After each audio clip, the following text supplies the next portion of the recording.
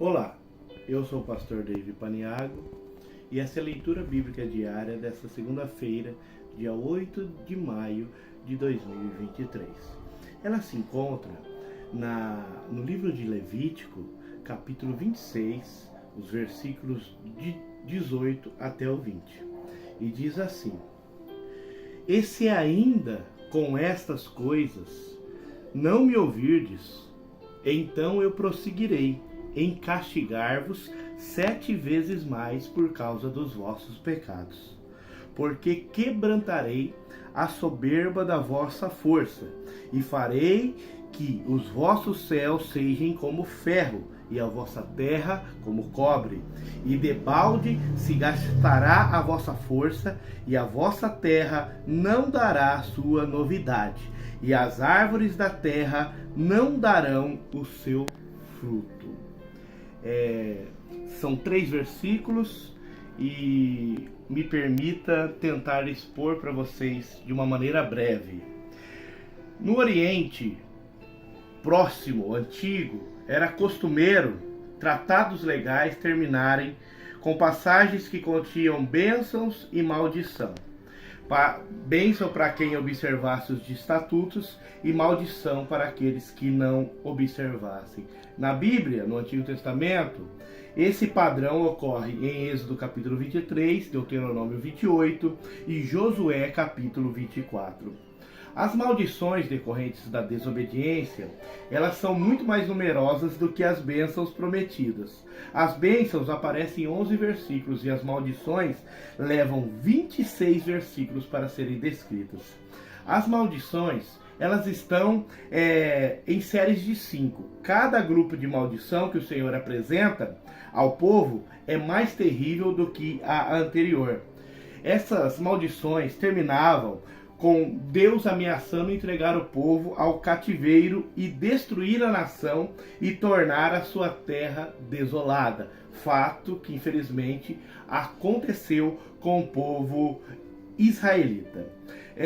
O versículo começa assim: E se ainda com essas palavras não me ouvirdes. Ao dizer se ainda não obedecer ou se ainda não ouvir, o Senhor indica que o castigo inicial, que se referia a doenças e privação de colheita, tinha a intenção de converter o seu povo da desobediência para a obediência.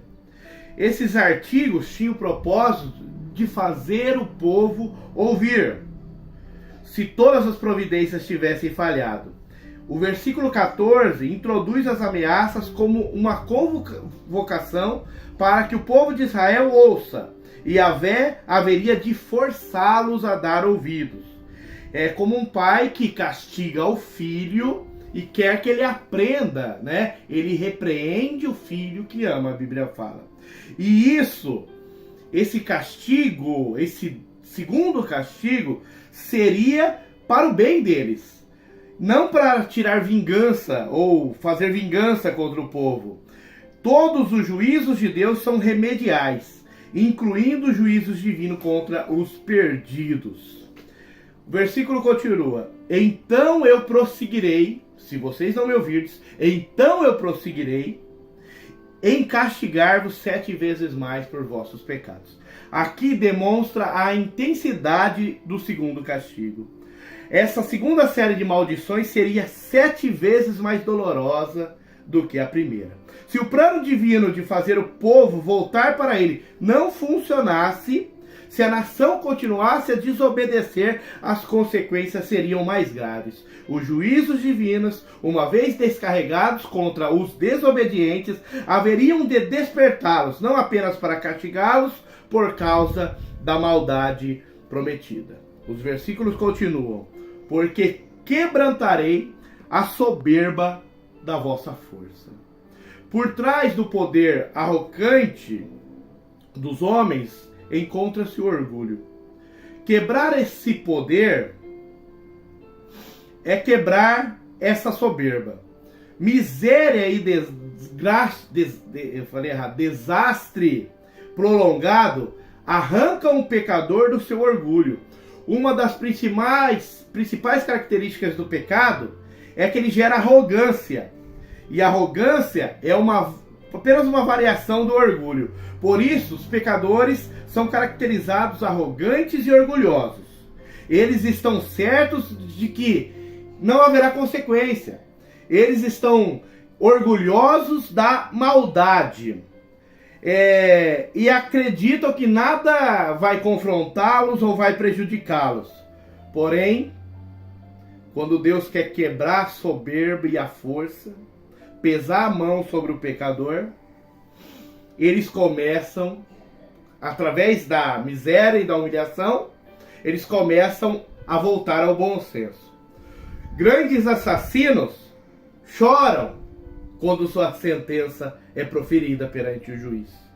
Criminosos condenados ao corredor da morte clamam misericórdia aos seus executores, porque o orgulho, a soberba, acaba no momento do castigo. O próprio Satanás caiu devido ao orgulho, porquanto chegou a imaginar que poderia ser igual ao Senhor Altíssimo, ao El Elyon. Deus está dizendo: eu vou humilhar Israel, enfraquecer o seu povo e vou destruir a sua arrogância.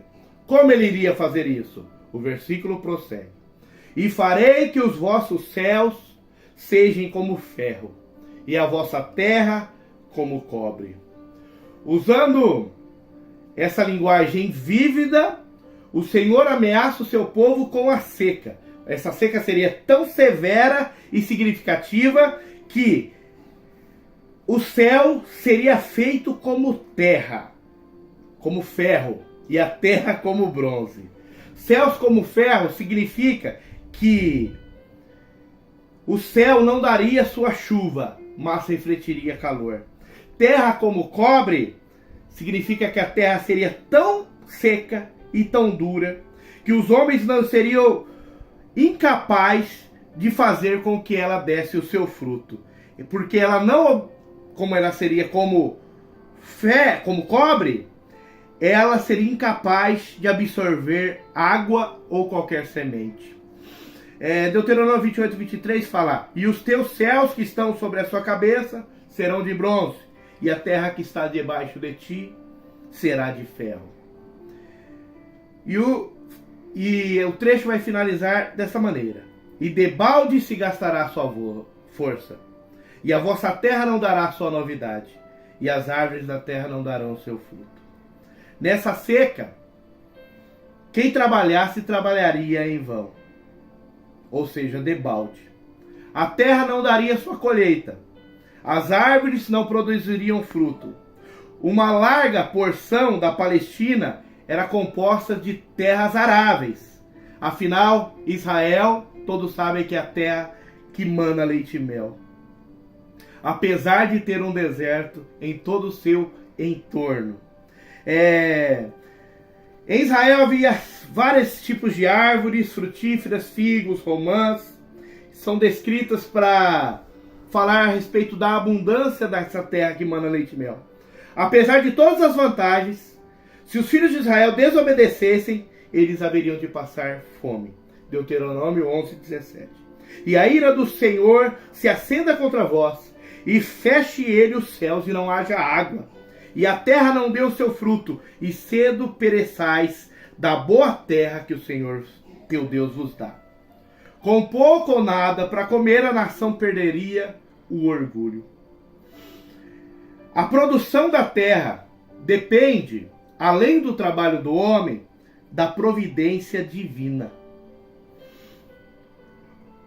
A providência divina é onde está sustentada a vida. Jesus falou que nós devemos pedir o pão nosso de cada dia. Talvez, se o povo de Israel tivesse se apoiado mais na bênção de Deus do que na sua terra, a maldição não teria se cumprido na vida deles. João 6,26, Jesus repreende os seus seguidores e fala: na verdade vos digo que me buscais, não pelos sinais que vistes, mas porque comeste pão e vos saciaste. Não confie no seu salário. Não confie na sua própria força. Jeremias 31 diz: não se glorie o sábio da sua sabedoria, nem o forte na sua força, nem o rico na sua riqueza. Se quer ter algum motivo de orgulho, orgulhe-se nisso, em conhecer o Senhor e saber que Ele é Deus. Eu quero orar pela sua vida, para que o castigo de Deus faça sempre a gente ouvir. E que Deus não venha cumprir as ameaças jamais em nossas vidas, mas que venhamos ceder à sua vontade, ao seu desígnio. Senhor meu Deus e Pai, eu encerro esse vídeo agora, orando, Senhor, por cada um que está ouvindo e vendo. Ó Pai querido e maravilhoso, Pai de glória, que venhamos entender, Senhor Jesus, a sua mensagem.